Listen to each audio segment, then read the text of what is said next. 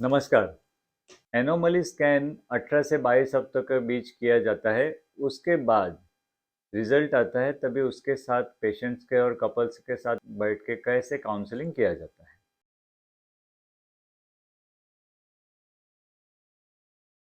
अगर एनोमली के स्कैन के दौरान एक स्ट्रक्चरल एनोमली पाया जाता है, तो हम आगे क्या करना चाहिए। पहले तो हमें कपल को समझाते हैं कि कौन से प्रकार की एनोमली है, इसमें क्या होता है, क्या यह एनोमली लिथल है, यानी जन्म के बाद बच्चा जिंदा रह पाता है कि उसकी जान पे जोखिम रहता है। इसमें कौन कौन से सिस्टम इन्वॉल्व होते हैं, इसके लिए स्पेशल केयर जन्म के बाद क्या लेना पड़ सकता है, और इसका लॉन्ग टर्म आउटकम कैसा है, यानी उसका लॉन्ग टर्म प्रोग्नोसिस कैसा है, ये सब बारे में पेशेंट को, कपल को समझाया जाता है। इसके लिए एक पूरा टीम अप्रोच करना पड़ता है। पीडियाट्रिशियन, पीडियाट्रिक सर्जन, कार्डियोलॉजिस्ट, ऐसे बहुत सारे डॉक्टर्स इकट्ठा करके उनको कंडीशन के बारे में पूरा ज्ञान दिया जाता है। उसका रिकरेंस रिस्क कितना है, फिर से अगली प्रेगनेंसी में होने की चांसेस कितने कितने हैं, ये भी समझाया जाता है। और यह सब चीज़ समझा के उनको एक नॉन डायरेक्टिव अप्रोच करके उनको डिसीजन मेकिंग में मदद की जाती है। अगर एक एनोमली स्कैन में एक सॉफ्ट मार्कर पाया जाता है, यानी जो खुद से एनोमली नहीं है पर उसके रहते हुए क्रोमोसोमल एब्नॉर्मलिटी के चांसेस ज़्यादा है, यह हमें मालूम है।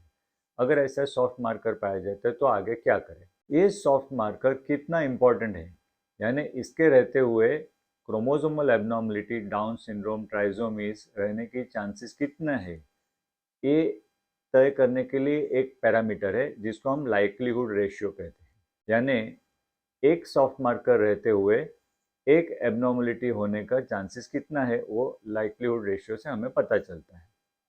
तो वह सॉफ्ट मार्कर का लाइक्लीहुड रेशियो प्री रिस्क पे अप्लाई करके पोस्ट रिस्क यानी नया रिस्क जो आता है वो कैलकुलेट किया जाता है, और इससे हम पेशेंट को, कपल को सलाह देते कि यह क्रोमोसोमल एबनॉर्मलिटी होने की चांसेस कितना है, वो हिसाब से उनको काउंसलिंग किया जाता है। अगर वो सॉफ्ट मार्कर का लाइक्लीहुड रेशियो कम है तो फॉलोअप किया जाता है और ऑब्जर्वेशन में रखा जाता है।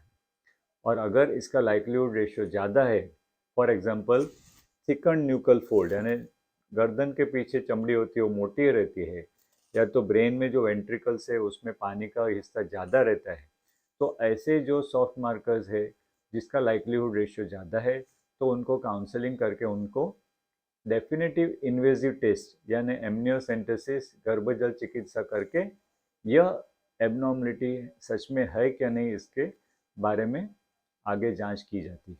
अगर एनोमली स्कैन में सब नॉर्मल पाया जाता है, यानी कोई एनोमली भी नहीं है या सॉफ्ट मार्कर भी नहीं पाया जाता है, तो हम आगे क्या काउंसलिंग करते हैं। तो हम पेशेंट को बताते हैं कि आपका एनोमली स्कैन काफ़ी रीअश्योरिंग है, इसमें अभी तक कोई एबनॉर्मलिटी पाई नहीं गई है।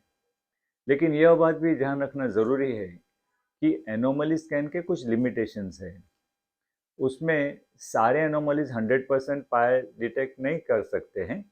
तो कोई कोई एनोमलीज है जो लेट अपेयर करते हैं, तो आगे चल के भी उसके बारे में मालूम किया जाता है। यानी अगर फॉलोअप स्कैन में भी कोई कोई एनोमली जांच पड़ती है, और कोई एनोमली ऐसी है जो जन्म के बाद ही पता चलती है, पहले पता चल भी नहीं सकती है। तो ये सब चीज़ों को पेशेंट को, कपल को सलाह दी जाती है। इस सब्जेक्ट के ऊपर limitation in anomaly scan, prevention anomalies का कैसे किया जाता है, और जो फ्रिक्वेंटली आस्क्ड क्वेश्चंस है, कॉमनली जो क्वेश्चंस पूछे जाते हैं, इस विषयों पर भी मेरा यूट्यूब चैनल पे वीडियो है।